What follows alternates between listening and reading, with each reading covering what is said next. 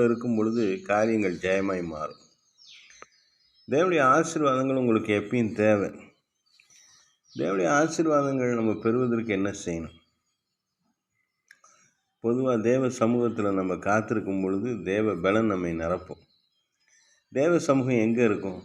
பைபிளில் சொல்லுது 2 அல்லது 3 பேர் இயேசு கிறிஸ்து நாமத்தில் எங்கே கூடியிருக்கீங்களோ அங்கே அவர் நடுவில் இருக்கேங்கிறார்.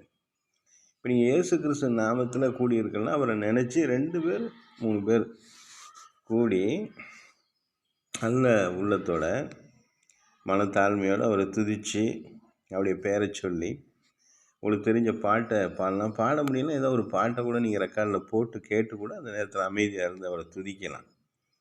அப்படி பிரசன்னம் இறங்குச்சுன்னா நீங்கள் பண்ணுற விண்ணப்பம் கேட்கப்படும், உங்கள் ஜெபம் கேட்கப்படும். எவ்வளோ பெரிய பிரச்சனை இருந்தாலும் தேவனுடைய சமாதானம் உங்களை நிரப்பும்.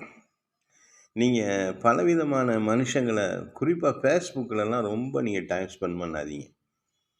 வாட்ஸ்அப்பில், ஃபேஸ்புக்கில் பல பேர் போடுறது, பல பேர் பலவிதமான கருத்துக்கள், சொந்த கருத்துக்கள் எல்லாம் போடுறது.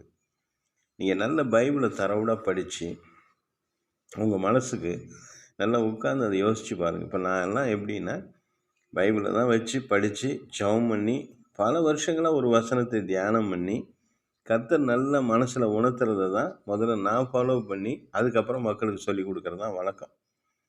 கிட்டத்தட்ட நான் பைபிளை கையில் எடுத்து 41 வருஷம் நான் அதை படிக்கிறேன். பல முறை படிக்கிறேன், பலவிதமாக படிக்கிறேன், பயபக்தியோடு படிக்கிறேன், பொறுமையாக படிக்கிறேன், நிதானமாக படிக்கிறேன், அவர் சமூகத்தில் காத்திருந்து படிக்கிறேன். அதில் உண்மையான அர்த்தங்களை கர்த்தரிடத்தில் தாழ்த்தி கேட்டு பெற்றுக்கொள்கிறேன். அந்த சமாதானம் என் இருதயத்தை நிரப்புது. வார்த்தையான தெய்வம் தேவ ஆசீர்வாதங்களை நமக்கு கொடுக்குறாரு. நீங்களும் ரொம்ப பொறுமையாக நிதானமாக அந்த பைபிளை படிங்க. பலவிதமாக கருத்துக்கள் சொல்கிறதெல்லாம் நம்ம கேட்டுட்டு இருக்க முடியாது, அப்படி வாழ்க்கையை அமைக்க முடியாது. இது லைஃபு. போகிற போக்கில் பேசுகிறவங்களாம் இருப்பாங்க, அதெல்லாம் கேட்க முடியாது. நம்ம பைபிளில் இருக்கிறத நல்ல தியானம் பண்ணி நல்ல ஊழியக்காரவங்க பார்க்கலாம், கர்த்தருக்கு ஸ்தோத்திரம், அதை கேட்கலாம். நமக்கே தெரியும், செலக்டிவாக இருக்கும்.